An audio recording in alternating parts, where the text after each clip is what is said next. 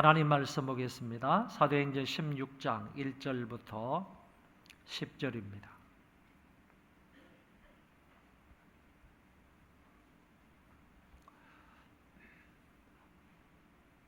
사도행전 16장 1절로 10절까지 제가 봉독하겠습니다.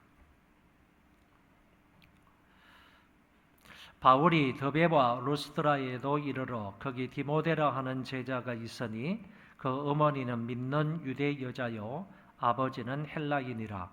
디모데는 루스드라와 이고니온에 있는 형제들에게 칭찬받는 자니 바울이 그를 데리고 떠나고자 할새 그 지역에 있는 유대인으로 말미암아 그를 데려다가 할례를 행하니 이는 그 사람들이 그의 아버지는 헬라인인 줄 다 알미르라. 여러 성으로 다녀갈 때에 예루살렘에 있는 사도와 장로들이 작정한 규례를 그들에게 주어 지키게 하니 이에 여러 교회가 믿음이 더 굳건해지고 수가 날마다 늘어가니라. 성령이 아시아에서 말씀을 전하지 못하게 하시거늘 그들이 부르기아와 갈라디아 땅으로 다녀가 무시아 앞에 이르러 비두니아로 가고자 애쓰되 예수의 영이 허락하지 아니하는지라. 무시아를 지나 드로아로 내려갔는데 밤에 환상이 바울에게 보이니 마게도냐 사람 하나가 서서 그에게 청하여 이르되 마게도냐로 건너와서 우리를 도우라 하거늘 바울이 그 환상을 보았을 때 우리가 곧 마게도냐로 떠나기를 힘쓰니 이는 하나님이 저 사람들에게 복음을 전하라고 우리를 부르신 줄로 인정함이러라. 아멘.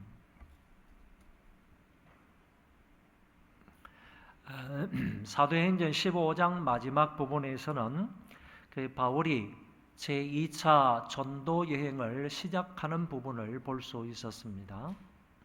마가 요한을 데려가자는 그 문제로 바울과 바나바가 심하게 다투어서 결국에는 서로 갈라서는 모습을 보았습니다. 서로 심히 다툰다는 것은 분명히 큰 문제점이지만 여기에는 하나님의 섭리 중에 긍정적인 측면도 하나 있었다라고 말씀을 드렸습니다. 그것은 바로 전도팀이 2개가 생겨나게 되었다는 것입니다. 바나바는 마가를 데리고 구브로 섬으로 전도하러 갔고 바울은 실라를 데리고 수리아와 갈라디아 지방으로 전도하기 위해서 떠났습니다. 결국 이들에 의해서 좀 더 넓은 지역으로 복음이 확산되었고 교회가 평안히 든든히 서가는 모습을 볼 수 있습니다. 그래서 두 사람이 서로 다투는 이 사건은 부정적인 측면과 긍정적인 면이 있다는 사실을 알게 됩니다. 오늘의 본문은 2가지 사실을 우리에게 알려주고 있습니다. 하나는 바울과 실라가 소아시아 지역에서 전도하는 장면을 기술하고 있습니다. 좀 더 정확하게 말하면 소아시아 지역에서 바울과 실라가 열심히 전도하려고 계획을 세우고 했지만은 실제적으로는 전도하지 못했다. 그런 것에 관하여서 기술하고 있다는 점입니다. 두 번째 내용은 드로아 지역에 가서 마게도냐인의 환상을 보게 되었다는 점입니다. 그래서 본문은 소아시아 지역에서 바울과 실라와 디모데가 전도하려고 애를 썼던 그런 장면하고 그리고 드로아 지역에 가서 마게도냐인의 환상을 보게 되므로 그때부터 이제 어떻게 행동을 하는지 이 부분에 관해서 우리에게 말씀하고 있는 본문입니다. 바울은 실라와 함께 안디옥 교회가 있는 수리아 지역을 다니며 전도합니다. 그리고 바울의 고향인 길리기아 다소에 가서 복음을 전하다가 마침내 제1차 전도 여행의 마지막 지역이었던 드베와 루스드라에 가게 되었습니다. 이곳에서 바울은 디모데를 만나게 됩니다. 이 디모데가 그리스도인이 된 것은 아마도 바울의 제1차 전도 여행 때인 것 같고 그 이후로 지금까지 신앙이 잘 성장해 온 청년이었던 것 같습니다. 그의 어머니는 유대인이었으나 아버지는 헬라인이었습니다. 다시 말하면 디모데는 호녀라였다라는 얘기입니다. 그의 이름의 뜻은 하나님의 영광이라는 뜻이 있고 또 달리 말해서 보배라는 뜻도 있다고 합니다. 하나님께 영광을 돌리는 사람은 곧 보배와 같은 존재이다. 보배스러운 존재는 우선 하나님께 영광을 돌리는 사람이다. 이런 의미로 해석을 할 수가 있겠습니다. 성경은 그를 가리켜 그리스도의 제자라고 말하고 루스드라와 이고니온에 있는 형제들로부터 칭찬을 받는 자라고 했습니다. 다시 말해 디모데는 호넬족이라는 또는 호녀라는 그런 비난 속에서도 신앙으로 바르게 성장해서 다른 사람들로부터 칭찬을 받는 인물이 되었던 것입니다. 무엇보다 그리스도인으로서 남들로부터 칭찬을 받는다는 것은 쉽지 않은 일인데 그는 수준 높은 그리스도인의 삶을 살았던 것 같습니다. 그래서 그는 루스드라에 기거하여 살았지만 루스드라뿐만 아니라 이고니온 사람으로부터도 칭찬을 받았다고 말씀하고 있습니다. 우리는 여기서 교회의 지도자를 세울 때 성도들과 이웃 사람들로부터 칭찬을 받는 사람이어야 한다는 점을 다시 한 번 더 생각해야 하겠습니다. 그리고 예수님도 이렇게 말씀을 하셨습니다. 눈에 보이는 부모나 형제에게 잘하지 못하는 자가 눈에 보이지 않는 하나님께 어찌 잘할 수 있겠느냐라는 식으로 말씀하신 것이 있습니다. 그러니까 이 말씀과 특별히 디모데와 대조를 하면서 예수님의 책망의 이 말씀도 다시 한번 생각해 봄이 좋을 것이라고 봅니다. 그 당시 디모데의 나이가 16세에서 20세 미만 정도 되었을 것이라고 보는데 이 디모데는 젊었을 때부터 그는 영적 지도자가 되기에 잘 준비되어 갔던 인물임을 알 수가 있습니다. 바울은 이렇게 잘 성장한 디모데가 필요해서 그를 데리고 전도 여행을 떠나고자 했던 것입니다. 그런데 디모데가 헬라인이었기 때문에 유대인들에게 복음 전파하는 일에 방해를 받지 않기 위해서는 이 디모데를 데려다가 할례를 행하게 된다는 것입니다. 디모데의 무할례가 말썽이 되어서 복음 전도에 지장이 될까 봐 염려가 되어서 그에게 할례를 받게 했다는 것입니다. 이것은 갈라디아서 2장에서 순수 헬라인이었던 디도에게 할례를 줄 필요가 없다고 한 것하고는 다른 처사입니다. 디도에게 할례를 거부한 것은 할례가 구원의 전체의 조건이 아님을 강력히 말하고자 한 것이고 여기 디모데에게 할례를 준 것은 유대인들에게 효과적으로 복음을 전하기 위함이었던 것입니다. 만약 여기서 디모데가 할례를 받지 않았다면 후에 이 디모데가 회당에 들어가서 설교를 할 수 없었을 것입니다. 그래서 본문의 이야기는 구원의 본질적인 문제가 아니라 효과적인 사역 차원에서 행한 일로 보아야 할 것입니다. 또한 디모데는 이 루스드라에서 떠나기 전에 안수를 받았다고 생각합니다. 적어도 바울과 교회의 장로들은 그를 구별하고 그에게 사역을 위임한다는 의미로 그에게 안수를 했을 것입니다. 디모데는 이때부터 바울의 영원한 동역자, 바울과 함께 끝까지 가는 협력자, 동역자가 되었습니다.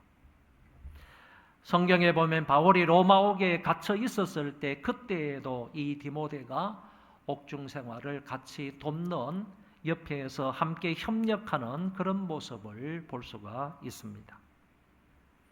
이제 그들은 세 사람으로 구성된 전도팀이 되었습니다. 바울과 실라와 그리고 루스드라에서 디모데, 이 세 사람이 한 전도팀이 되어서 아시아 지역을 다니며 전도하고자 했던 것입니다. 아시아 지역의 여러 성으로 다니며 예루살렘에 있는 사도와 장로들이 작정한 규례를 그들에게 주어 지키게 했더니 이에 여러 교회가 믿음이 더 굳건해지고 수가 날마다 늘어나게 되었다고 말씀합니다. 4절, 5절 말씀을 그대로 인용하면 다음과 같습니다. 여러 성으로 다녀갈 때에 예루살렘에 있는 사도와 장로들이 작정한 규례를, 이 작정한 규례라는 말을 잘 기억하십시오.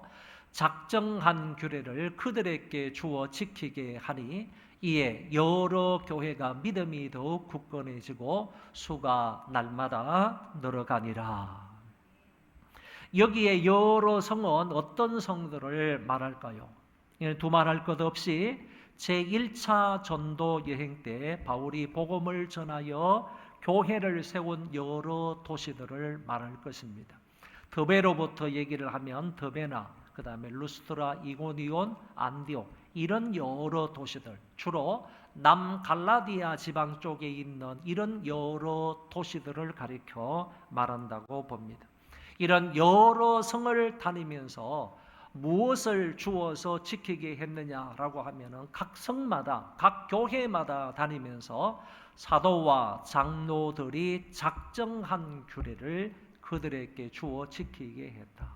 이 작정한 규례가 뭐냐 하면은 바로 예루살렘 총회에서 결정된 이방인들이 구원을 받는 데 있어서 무거운 짐인 할례를 받을 필요가 없다라는 그런 내용과 아울러서 이방인들이 유대인들의 마음을 아프게 하지 않기 위해서는 4가지 사항을 반드시 지켜야 한다.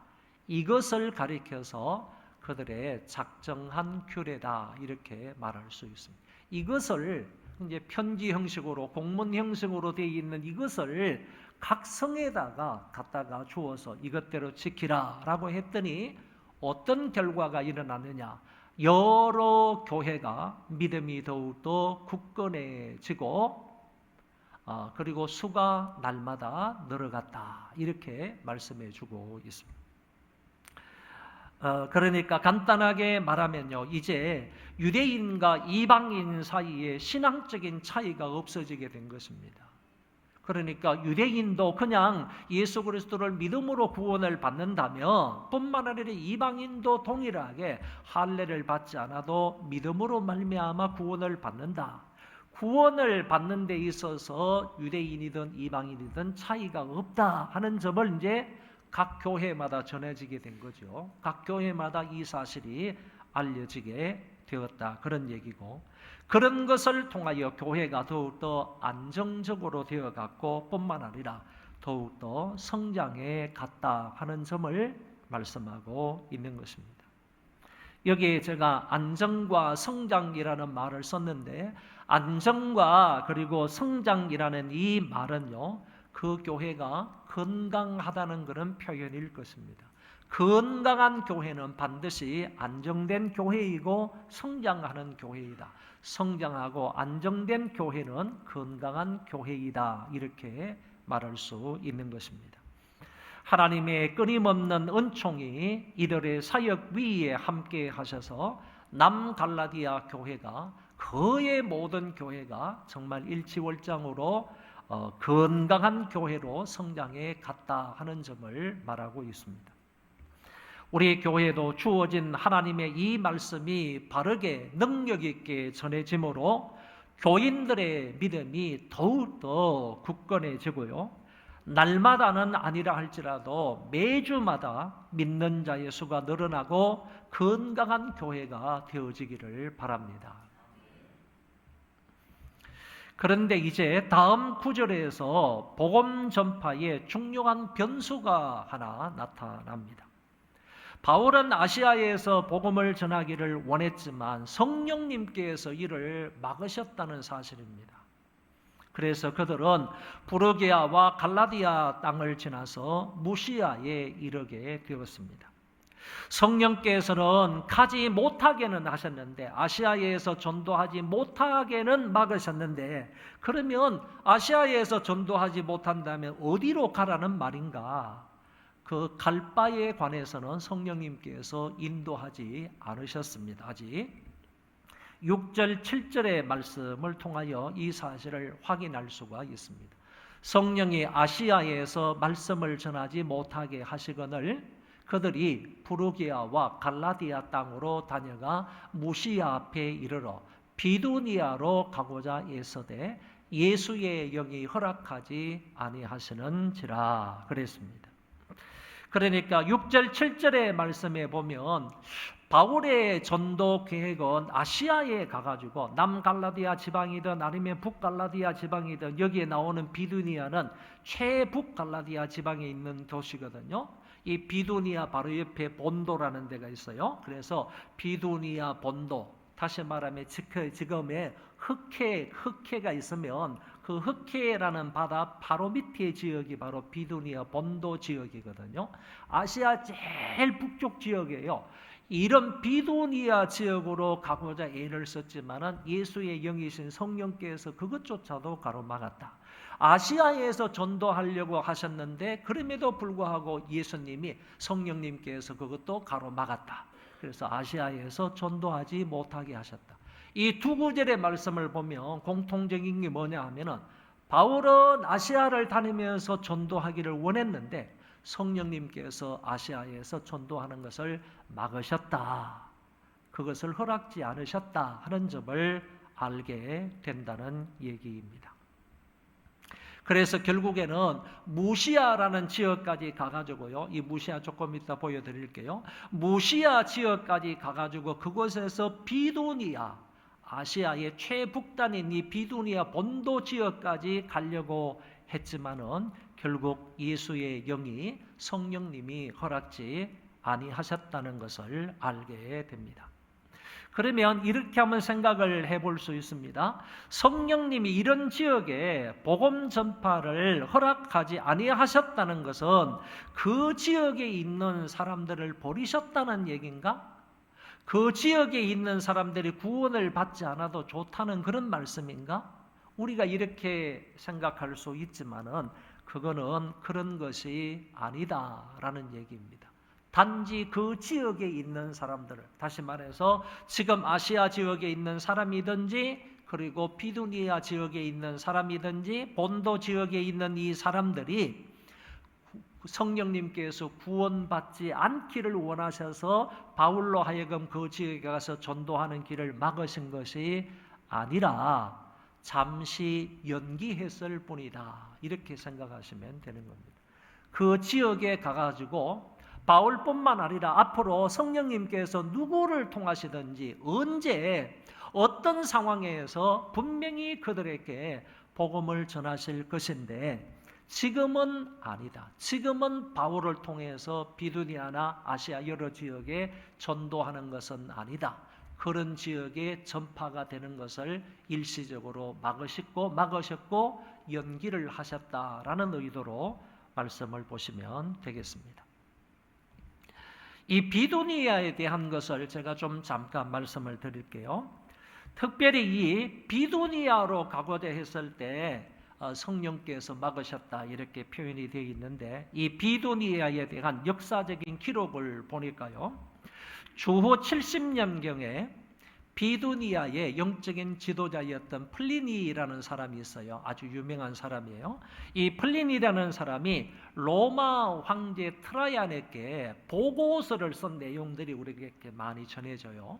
그러니까 그 지역에 어떤 도지사라고 할까요? 어떤 그 지역에 어떤 그 지사였고 아주 유명한 영적인 지도자였던 이 플리니가 이제 간헐적으로 그 지역에 어떤 일이 있고 또 뭐 어떤 일이 있고 또 뭐 어떤 사람들이 많이 있고 무슨 일이 있고 이런 것들을 보고를 해야 되잖아요. 황제에게 보고를 해야 되는 거예요. 로마 황제 트라이안이었는데 트라이안에게 보고를 하는데 그 보고서가 우리에게 이제 알려져 있어요. 저도 그 이제 보고서를 읽어본 적이 있는데 이 플리니가 로마 황제 트라이안에게 보내는 그 편지를 보면요. 이 플리니의 지도 아래 이 비두니아 본도 지역에 많은 사람들이 신앙생활을 하고 있다 하는 점이 거기에 나타난다는 거예요. 그런데 흑해 바로 밑에라고 그랬잖아요. 흑해 바로 밑에 있는 이 비두니아 지역에 이렇게 많은 신앙인들이 이미 AD 70년에 있었다는 거예요. 그런데 지금 바울이 지금 2차 전도여행을 가는 이때는 AD 50년이라 그랬지 않습니까? 그러니까 50년하고 70년이면 상당한 그런 차이가 있어요. 이게 어떻게 해서 비두니아 지역의 흑해 근방에 이렇게 믿는 사람들이 많아졌느냐? 이 흑해 근방이라고 하는 것은 여기 예루살렘에서 상당히 먼 지역이란 말이죠. 이렇게 먼 지역인데 어떻게 해서 복음이 전파되었는가? 여러분 사도행전 2장에 보면 오순절날 성령 사건이 있었을 때 오순절날을 지키기 위해서 어디 쪽에서 사람들이 많이 왔는가 하면 비두니아 본도 지역에서 이곳에 왔다는 거예요. 예루살렘까지 왔다는 거예요. 온 경로를 보니까요. 흑해를 이렇게 쭉 따라가지고 바다를 따라가지고 이렇게 쭉 해안가로 와가지고 가이사라 예루살렘까지 오는 거예요. 그러니까 이렇게 그 온 경로까지 이렇게 쭉 적어놨는데 제가 그걸 보면서 정말 놀랐습니다. 오순절을 지키기 위해서 그때 성령 충만함이 임하고 성령이 말하게 하는 난곡 방언으로 복음을 전했을 때 분명히 그 지역에서 온 사람들도 복음을 들었을 거란 말이지. 예수를 믿는 사람들도 많았을 거예요. 그러면 이 사람들이 다시 돌아가 가지고 그때부터 이미 AD 30년 후반부터요. AD 30년 중반부터요. 30년 중반부터 이미 뭐 그때가 뭐 33년이라고 해도 뭐 틀리지 않겠죠. AD 33년 그때부터요. 이미 이 사람들은 예루살렘에 와가지고 복음을 듣고 예수를 믿은 사람들이 돌아가가지고 그곳에서 신앙생활을 했다는 거예요. 이렇게 먼 지역에서도 먼 지역. 이렇게 했을 때요. AD 50년경에 바울이 이런저런 정보도 알 수 있었겠죠. 이런 정보를 듣고 그 지역에 다니면서 더 많은 사람들에게 전도하고자 계획을 세웠지만은 예수님의 영이 허락지 아니하셨다. 이렇게 볼 수 있어요.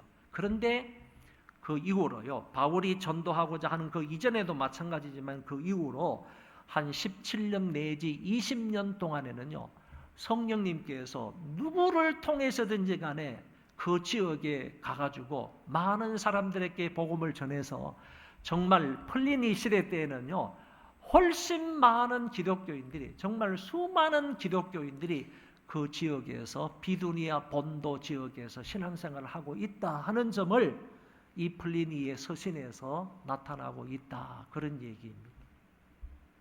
이런 점들을 볼 때 조금 전에 말씀을 드린 것처럼 성령님께서 그 지역에 가가지고 전도를 하고자 했을 때 막으셨다는 것은 그 지역의 영혼들을 그냥 포기했다는 그런 얘기가 아니라 지금 이 시간에는 너로 하여금 그곳에 가서 전도하지 못하게 막으셨고 그 지역에 전도할 것은 성령님의 계획에 따라서 조금 연기가 되었다. 이렇게 여러분이 이해를 하시면 된다는 것입니다.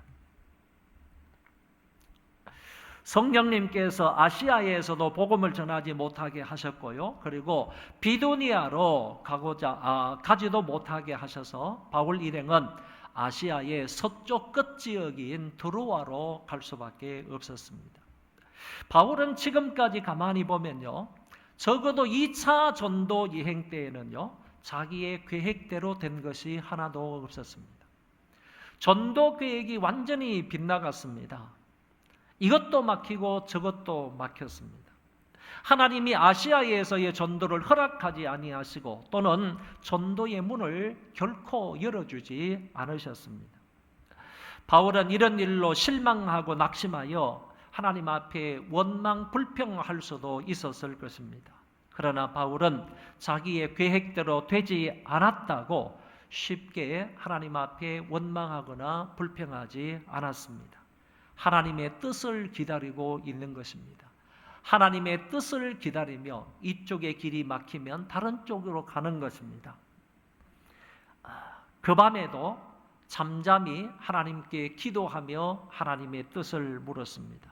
바로 여기에서 바울은 어디로 가야 할지 성령님의 지시를 받게 된다는 것입니다. 그곳이 바로 드로아입니다. 자, 지도를 한번 보시면 지금까지 왔던 것을 이제 설명을 이렇게 간단히 할 수 있어요. 수리아 안디옥 교회에서 2차 전도 여행을 떠납니다. 자, 구브로 섬으로 가는 전도팀은 바나바와 누구라고 그랬어요? 마가 요한이었다 그랬습니다.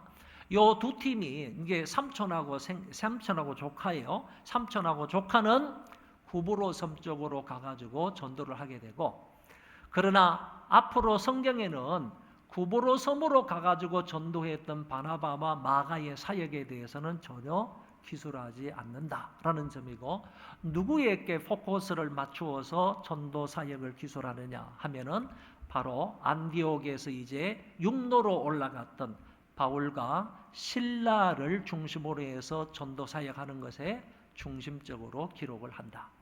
수리아 지역에서 전도를 했어요. 그 다음에 바울의 고향이었던 다소, 길리기아 다소입니다. 길리기아 다소 지역에 가서 전도를 했습니다. 그러다가 1차 전도 지역의 마지막 전도 지역이었던 드베와 루스드라로 갔다는 겁니다. 그 드베와 루스드라에 갔는데 특별히 이 루스드라 지역에서 디모데를 만나서 자기와 동역자로 삼는 거예요. 디모데는 이미 1차 전도 여행을 갔을 때 1차 전도 여행 이 루스드라 지역에서 바울이 디모데를 만나서 그 사람에게 복음을 전하고 그 사람을 어느 정도 일정 기간 잘 양육을 했다고 보는 것입니다. 그랬을 때 2차 전도 여행 때 지금 적어도 한 5년이 지났던 거죠. 1차 전도 여행 때 루스드라에 갔던 때하고 2차 전도 여행 때 루스드라에 갔던 때는 그 연도를 비교해 보면 한 5년 정도 지났을 것이라고 봐요. 5년 정도 4년 정도 지났는데 5년 정도 4년 정도 지나서 루스드라에서 디모데를 만났다는 거죠. 그래서 이 디모데를 가만히 보니까 잘 양육이 된 사람이에요. 그리고 이 디모데는 루스드라에 살고 있는데, 루스드라에 지금 생활하고 있는데 루스드라 형제들로부터 칭찬을 받았을 뿐만 아니라 그 윗지역인 이고니온 지역에 있는 사람들로부터도 칭찬을 받고 있었다, 이런 얘기거든요. 그러니까 이 사람이 정말 수준 높은 그리스도인의 삶을 살았다, 이렇게 볼 수가 있다는 거죠. 이 사람이 아버지가 헬라인이었기 때문에 할례를 안 받았어요. 그래서 바울은 1차적으로 이 사람에게 할례를 행한다는 겁니다. 디도하고 비교를 했어요. 갈라디아서 2장에 나오는 디도하고 비교를 했습니다. 디도는 이거는 완전한 헬라인이에요. 완전한 이방인이에요. 그런데 이 사람에게는 할례를 안 행했어요. 행하지 않았어요. 디도에게는 할례를 행하지 않았다가 디모데에게는 할례를 행했단 말이죠. 이 말은 혹시 이 디도의 경우에 할례를 행하게 되면 이방인도 구원을 받으려면 할례를 받아야 돼, 이런 얘기가 나오기 쉽지 않겠습니까? 마치 구원의 조건으로서 할례를 말하는 것처럼 되기 때문에 이 디도에게 할례를 주는 것은 금했고요, 하지 말라고 했고, 뿐만 아니라 이 디도는 이제 호네라라고 그랬지 않습니까? 그러니까 어머니는 유대인이니까 외조모도 외할머니도 아주 신앙이 좋은 그런 사람이었잖아요. 그래서 이 디모데에게는 할례를 행하는 것을 통하여서 이제 유대인들에게 복음을 전하는데 효과적으로 그 유대인들을 접근할 수 있도록, 이방인이면 유대인을 접근하기가 어렵지 않습니까? 그런데 똑같은 할례자가 되면 유대인들을 마음껏 접근하고 복음을 전할 수 있고, 회당에 들어가서도 마음껏 유대인들에게 설교할 수 있기 때문에 이 디모데에게는 복음을 효과적으로 전파하기 위한 목적으로 이 루스드라에서 할례를 행하였다, 그런 얘기입니다. 그리고 난 이후에 장로님들과 그리고 사도 바울이나 실라나 이런 사람들에 의해서 디모데가 안수를 받았습니다.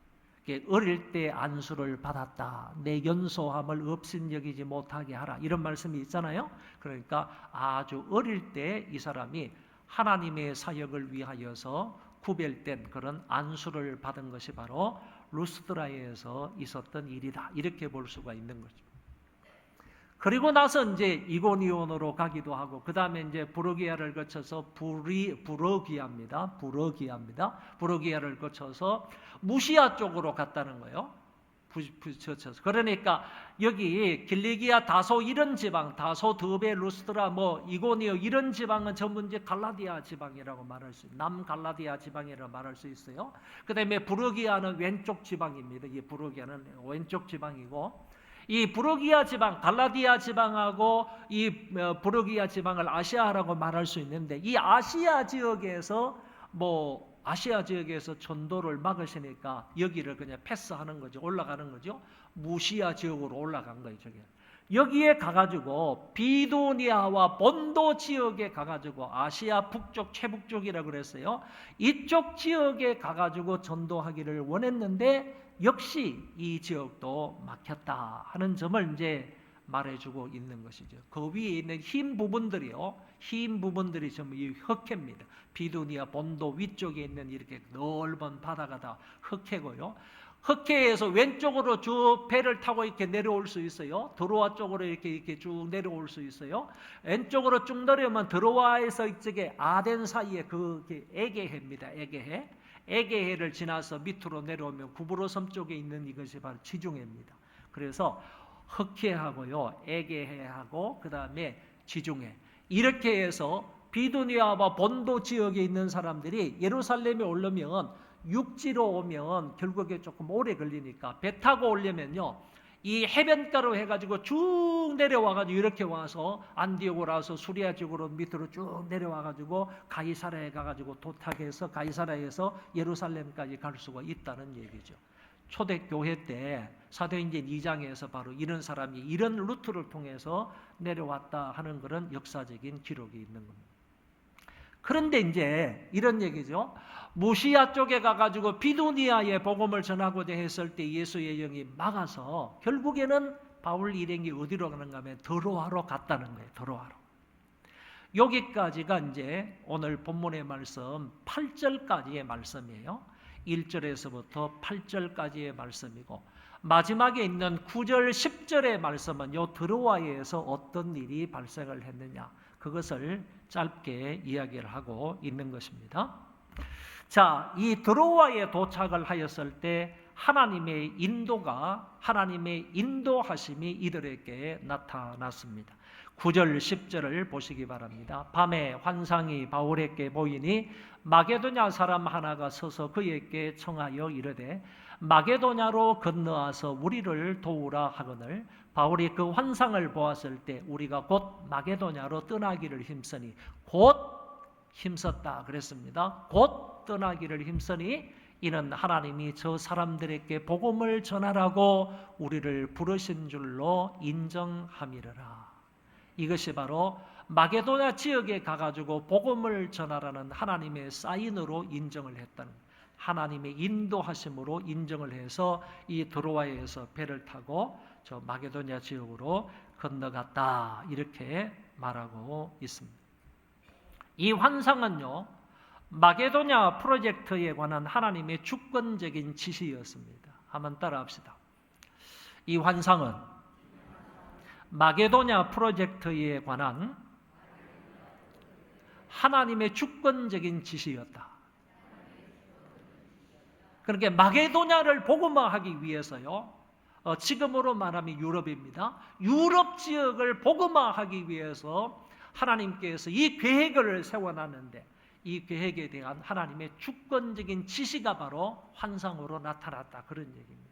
그래서 이 환상이라는 것은요, 하나님의 그 뜻을 바울과 바나바와 실라, 이런 사람, 바울과 실라와 디모데 이런 사람들에게 보여주신 거예요. 주권적으로 앞으로 전도해야 할 대상에 관해서 하나님께서, 성령님께서 명확하게 이 사람들에게 보여주신 것이다. 주권적으로 지시한 사항이다 라고 볼 수가 있습니다. 이렇게 해서요, 결국에 바울이 그렇게 아시아와 부르기아 이런 지역에서 전도하기를 원했지만은 성령님께서 그것을 막으심으로요, 이제 성령님에 의해서 이 복음이 아시아를 넘어서 유럽으로 건너가게 된다, 이런 얘기입니다. 최초로 이제 유럽으로 건너가게 되는 거예요.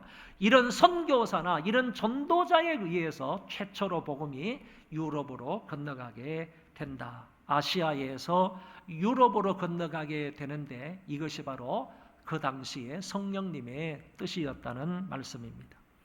그리고 여기에서 호소, 말, 와서 우리를 도우라 하는 이 말이 나오는데, 와서 우리를 도우라 하는 이 말씀은요, 지금으로 생각을 하면 온 인류의 부르짖음의 표본이다, 이렇게 말할 수 있습니다. 온 인류가 부르짖는 표본이 바로 와서 우리를 도우라 하는 이 호소이다 라고 말할 수 있습니다. 여러분, 이 말은 지금도 세계에 흩어져 있는 많은 이방인들요, 믿지 않는 사람들은, 예수 그리스도를 안 믿는 그 숱한 많은 사람들은요, 오늘날에도 전도자들과 교회를 향해서 이 아우성을 친다는 거예요. 이렇게 호소한다는 거예요. 와서 우리를 좀 도와달라, 이거죠. 와서 우리를 손짓하면서 와서 우리를 제발 좀 도와달라. 와서 우리에게 복음을 전해달라. 와서 우리를 구원해달라라고 호소를 하고 있다는 얘기입니다. 이것은 바로 온 인류의 부르짖음의 표본이 된다는 거예요. 지금 있는 모든 인류의 부르짖음의 표본이 바로 와서 우리를 도우라. 와서 우리를 도우라 하는 이 마게도냐인의 이 환상을 오늘 저와 여러분은 생각을 해야 됩니다. 지금도 이 환상은요, 이 성경을 통해서 우리에게 전달이 된다. 이 성경에 나와 있는 이 환상은 내가 지금 보고 있는 환상이다. 내 주변에 있는 사람들이 지금도 이 환상을 통해서 와서 나에게 복음을 전해주세요. 와서 나를 도와주세요. 와서 나를 죄 가운데에서 구원해 주세요라고 손짓하고 있는 모습으로 이해를 하며 받아들여야 한다는 것입니다. 오늘 저와 여러분을 향해서요, 지금도 이 본문은요, 마게도냐인의 환상을 통해서 우리에게 손짓하고 있는 사람들이 많습니다. 이럴 때 그 손짓하고 있는 사람들의 그 손짓을 여러분들은 알아차려야 되는 것이고, 뿐만 아니라 그것을 느껴서요, 곧장, 바울 일행은 곧장 갔습니다. 우리가 곧 마게도냐로 떠나기로 힘썼다. 그냥 곧장 간 것뿐만 아니라 곧장 가기 위해서 힘을 썼다는 겁니다. 배편을 마련해야 되죠. 여러 가지 것들을 좀 준비를 해야 되겠죠. 곧장 가는 데 있어서 이 사람들은 힘을 써서 곧장 배 타고 건너갔다라고 이야기를 하고 있는 것입니다. 여러분, 그 에버릿 해리슨이라는 사람이 이런 얘기를 한 것이 있어요. 이것만 말씀을 드리겠습니다. 에버릿 해리슨이라는 사람이 요 광경을요, 요 광경, 다시 말해서 사도행전 16장 9절 10절 이 말씀을 근거로 해서요, 어떤 사람은 이제 알렉산더라는 사람이 나와요. 알렉산더라는 사람하고 비교를 해서 이렇게 말하는 거예요. 그냥 한번 읽어드릴게요. 알렉산더는 세계를 멋지게 정복하여 손에 넣고자 모든 헬라인을 이끌고 서해에서 동으로 진격했다. 서쪽에서 헬라가 거기 있으니까 이 그리스에서 동쪽으로 진격을 했습니다. 왜냐하면 무력으로 세계를 정복하기 위해서 그랬어요. 무력으로 세계를 정복하기 위해서 서쪽에서 동으로 진격했습니다. 이제는 개종한 한 유대인이 정반대 방향인 아시아에서 유럽으로 그리스도를 위해 정복에 나서고 있다. 이런 말이 되겠습니다. 여러분, 이 알렉산더는 세계를 무력으로 정복하기 위해서요, 어쩌면 자기 욕망을 채우기 위한 것이고 자기 욕망을 이루기 위한 것입니다. 젊은 나이에 이 알렉산더가 자기의 욕망을 채우기 위해서요, 모든 헬라인들, 모든 이 헬라의 군인들을 이끌고 어마무시한 그런 군인들을 데리고 서쪽에서 동쪽으로 진격을 해 갔습니다. 그러나 결국에는 알렉산더는 실패했습니다. 그런데 서쪽에서요, 이 동쪽으로요. 죄송해요. 이 오른쪽에서요, 이 바울은 아시아 쪽에서요, 유럽 쪽으로요, 동쪽에서 서쪽으로 복음으로 세계를 정복하기 위해서요, 바울은 성령의 뜻 가운데에서 서쪽으로 진격을 한 겁니다. 아시아에서 유럽으로 진격해 들어갔습니다. 그런데 알렉산더와 또 한 사람인 이 바울의 차이점이 분명히 하나 있습니다. 알렉산더는 자기의 욕망을 채우기 위해서 아시아 쪽으로 진격을 했지만은 결국에 실패하고 말았으나, 이 사람은요, 바울은 자기의 욕망을 이루기 위한 것이 아니고 성령님의 뜻 가운데에서, 성령님의 인도하심 가운데에서 갔기 때문에 이 사람은 실패했고 이 사람은 성공을 한 것입니다. 그래서 바울 시대 한 세대 만에요, 바울이 들어가 가지고 거의 전 유럽에, 나중에는 저 멀리 있는 서바나 스페인까지 복음을 전하고 북쪽까지 올라가 가지고 전도를 함으로 인해서 전 세계, 전 유럽을 완전히 복음으로 통일하는, 복음을 전파해서 완전한 그리스도의 복음이 그 푸른 계절을 오게 하는 이런 부분을 우리가 볼 수가 있습니다. 이것은 바울의 어떤 능력이나 지혜나 이런 것들을 이기보다는 하나님의 성령께서 바울을 인도해 가셨기 때문이다. 하나님의 계획, 하나님의 그 뜻 가운데에서 그들을 인도해 가심으로 그런 역사를 이룰 수 있었다, 이렇게 말할 수가 있습니다.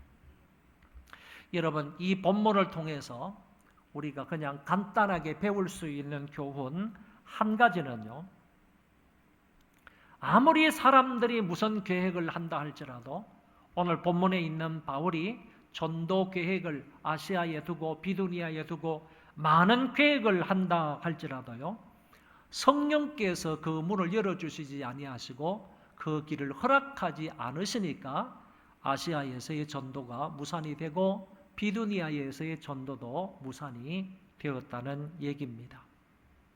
우리가 계획을 세워도 결국에는 그 걸음을 인도해 주시는 분은 하나님 여호와이십니다. 바울은 아시아에 대한 전도 계획을 가지고 있었지만 하나님은 다른 계획을 가지고 계셨고 그것을 그대로 이루시는 것을 볼 수가 있습니다. 전도뿐만 아니라 우리의 모든 일들에도 마찬가지입니다. 우리가 학업을 계획을 하든 결혼을 계획하든 자녀에 대하여 계획을 하든 직장과 사업을 계획하든 노후를 계획하든 영적인 일들을 계획하든 간에 당신이 원하시는 선한 뜻대로 하나님은 인도해 가시고 그 모든 것들을 이루게 하신다는 사실입니다. 리빙스톤은 중국으로 가려고 선교 준비를 했지만은 하나님은 그를 아프리카로 인도하셨습니다. 캐리는 남태평양에 있는 동안 이 폴리네시아에 가서 전도를 하고자 계획을 했으나 하나님은 그를 인도로 인도하셨습니다. 허더슨은 먼저 인도로 가가지고 인도 선교를 하려고 했지만은 하나님의 영이 그를 이끌어서 버마에 가서 선교사 일을 했습니다. 이 모든 일들이 결국 오늘 본문의 교훈을 뒷받침해주고 있다라고 봅니다.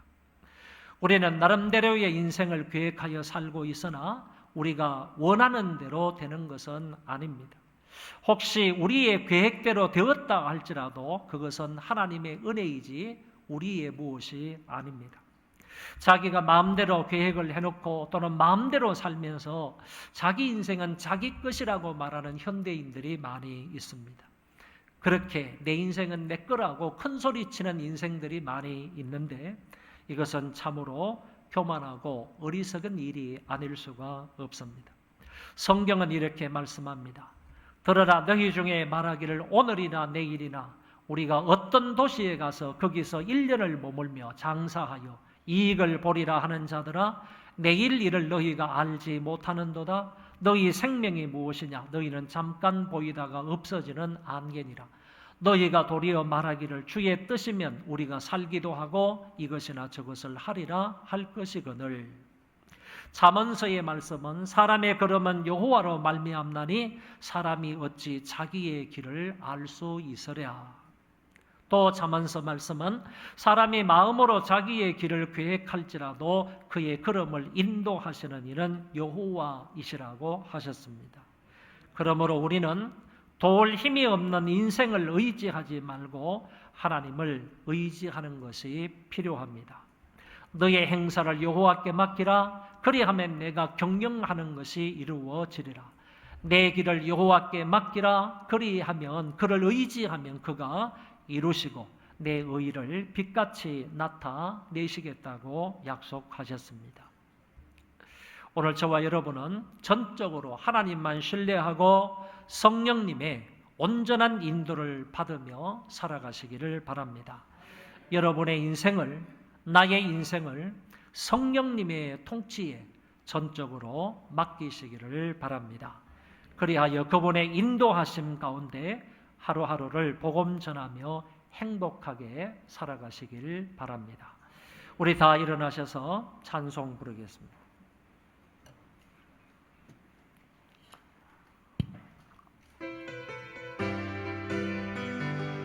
성령이여 내 영혼을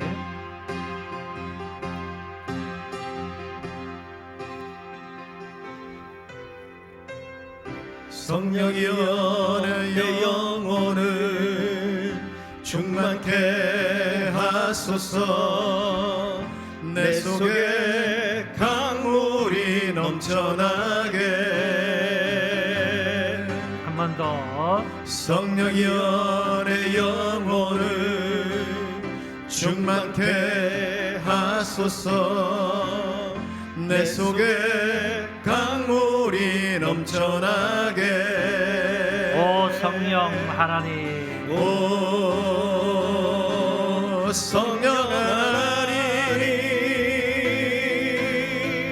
날 다시 새롭게 하소서. 채우소서. 채우소서. 내 영혼이 세상 유혹 다 이기고 다시 주를 닮아가도록 채우소서. 채우소서.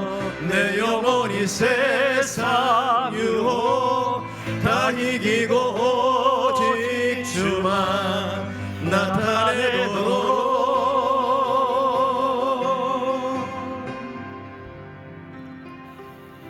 기도하겠습니다. 내 삶의 모든 영역에 성령님의 통치와 인도를 받으며 살게 하옵소서. 1분 동안만 기도하겠습니다. 하나님 아버지,